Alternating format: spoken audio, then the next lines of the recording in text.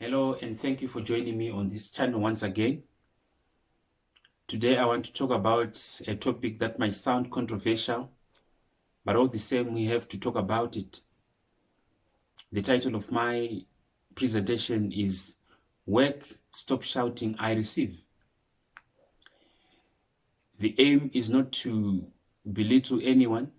The aim is not to mock anyone, but just to put information out there for those who might want to use it, and that's the only motive behind this sharing. Of late, there's been an increase in the preaching of the prosperity gospel, which has led people to abandon the traditional ways of being prosperous, the real ways of being prosperous, and believe in things that we never imagined, like miracle money,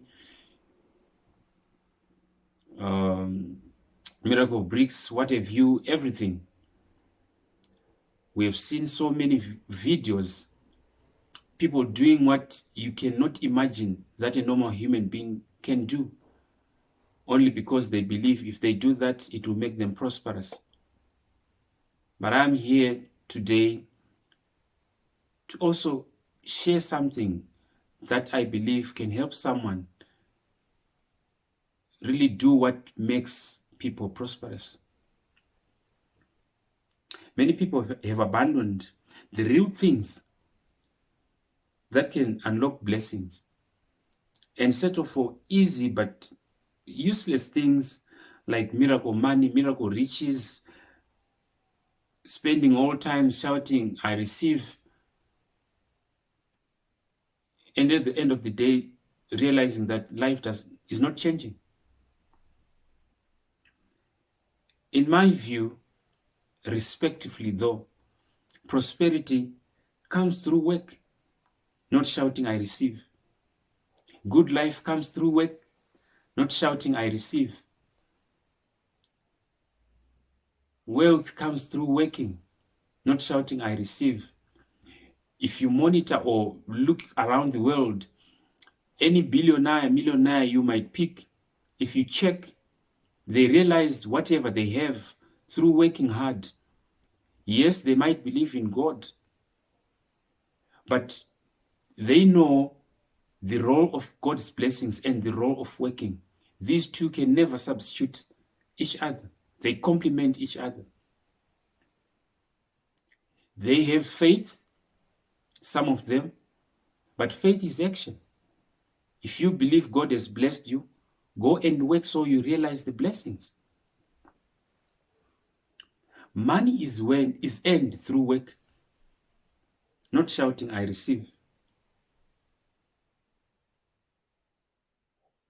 Good life is earned through hard work, not shouting, I receive. Properties are earned through hard work, not shouting, I receive.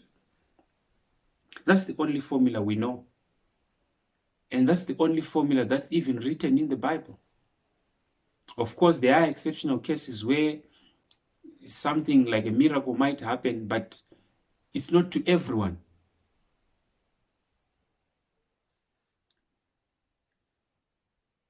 In my view and understanding, God's blessings only open up an environment for you to then work to unlock such blessings. It simply creates an environment for you to succeed after you would have worked hard. So even if you should have shouted, I receive, you still need to go and work very, very hard for you to succeed or to realize the blessings that you would have pronounced by God. Let's look in the Bible and see examples, or one example of somebody, a person who was blessed by God, and then see how did they realize the blessings that were pronounced.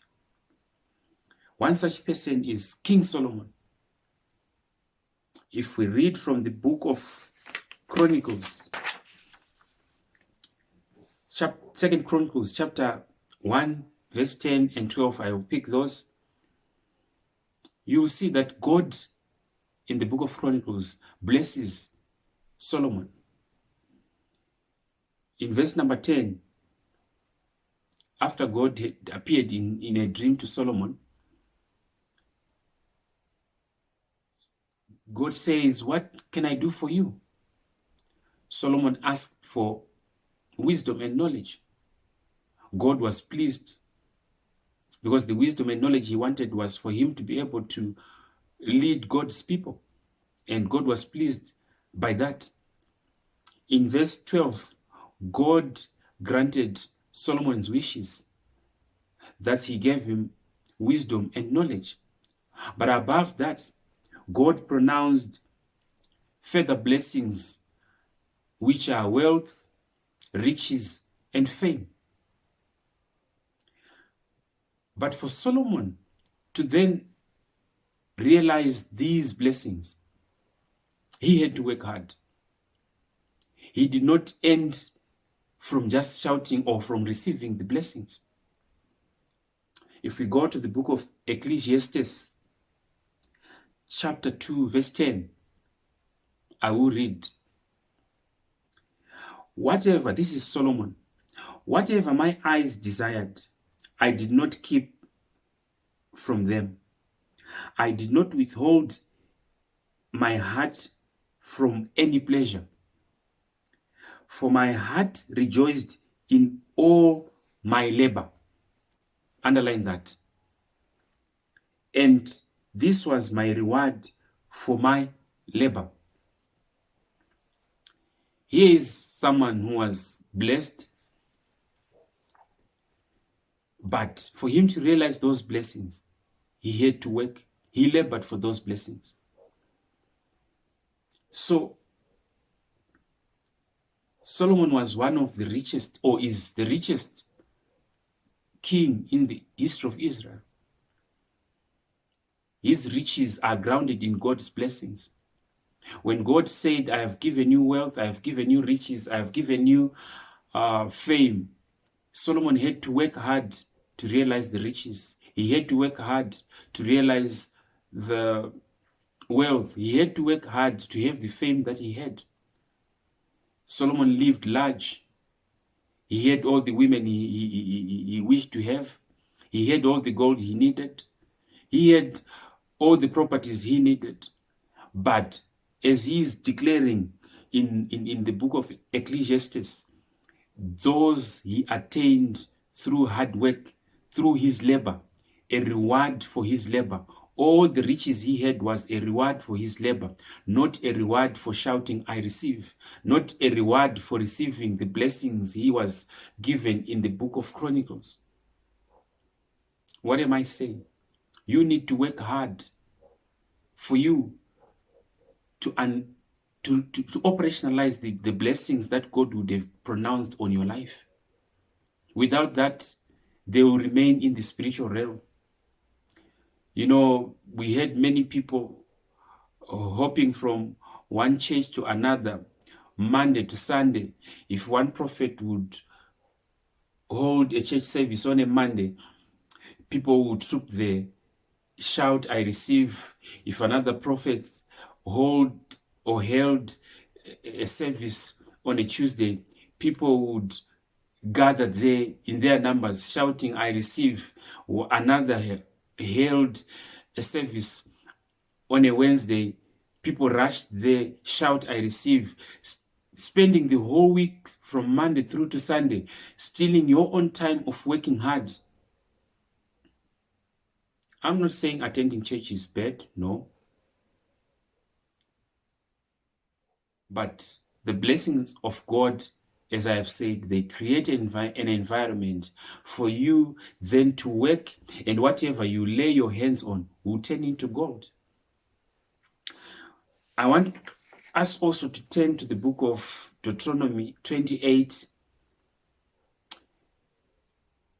I will pick from verse 4, 5, and then 8. But in this chapter, God gives conditions for blessings. He says, if you obey all my commandments and live a life that pleases me, I will give you these blessings. And on verse 4, he says, the fruit of your body will be blessed. The produce of your ground will be blessed. He will also increase your head. All this is working. The produce of your land cannot be realized by shouting, I receive the yields of my land without you tilling the land. You have a herd of cattle. You need to feed them. You need to vaccinate them.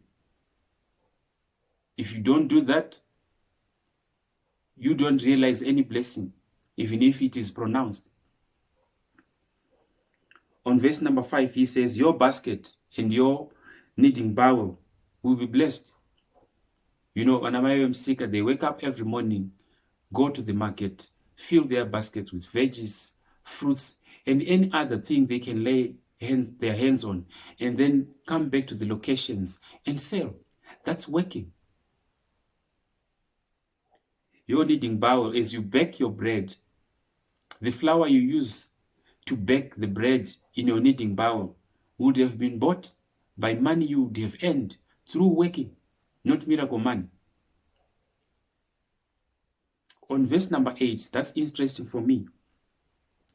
He says, all which you set your hand on will be blessed. Now, setting your hand on something is working. It is not laziness.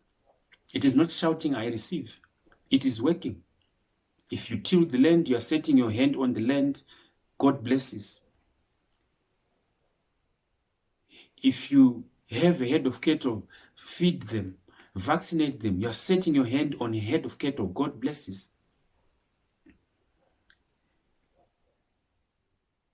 You know, there's no substitute for working. For you to unlock the blessings that God pronounces on you, you need to work. Some spend a lot of time praying. Yes, I believe in prayer. It is the key to unlock whatever blessings that God would have pronounced on you, but it is no substitute for work. You have to know the role of prayer and the role of work. Neither of them can substitute each other. Yes, if God pronounces blessings on you, you need to receive them, but you still need to work to realize those blessings, because neither of them can substitute each other. When God placed Adam in the Garden of Eden, he instructed him to manage the garden. That's work. Even if food and everything was free for Adam, but he had to work. That's the principle of God, is work.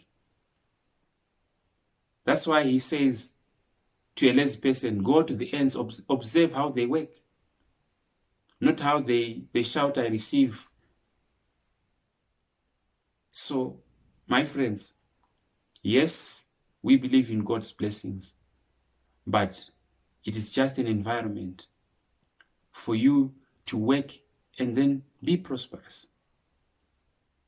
It is no reason for you then to believe once God has pronounced a blessing and I am blessed, then they will fall like manna. The period of manna is long gone.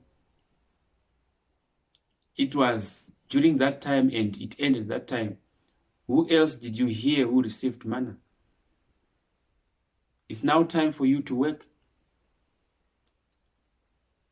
You seek the blessings of God through prayer. Yes, God pronounces the blessings, but you got to work. What is it you want in life? Good life, work. Cars, work. Money, work. Of course, believe in God. Believe in his blessings, because it is the blessings of God that make someone rich. Yes, I believe in that. But then how to operationalize the blessing is through work. Not spending time believing that a miracle would come. A miracle would happen and then you wake up rich. No, you need to plan. God actually encourages us to plan what we want to do, and then he blesses. God is not confused in any way. Some, if they have a job, they think they will have all the blessings from their job, but no, it doesn't happen like that. Every component or class of blessings that was pronounced in the book of Deuteronomy, you have to have them for you to be blessed. God does not give you the blessings of your children on your head of cattle. He does not give you the blessings of your head of cattle on your land. He does not give you the blessings of your land on your basket. For you to realize the blessings of your land, you have to have a small piece of land where you are working. These jobs are semi-slavery. We are all employed, but I'm not confused about what is happening at my workplace. It's same slavery. They give you little so that you continue to come back and help them to achieve their own goals while yours are not achieved. An employment contract is not like a marriage certificate or contract.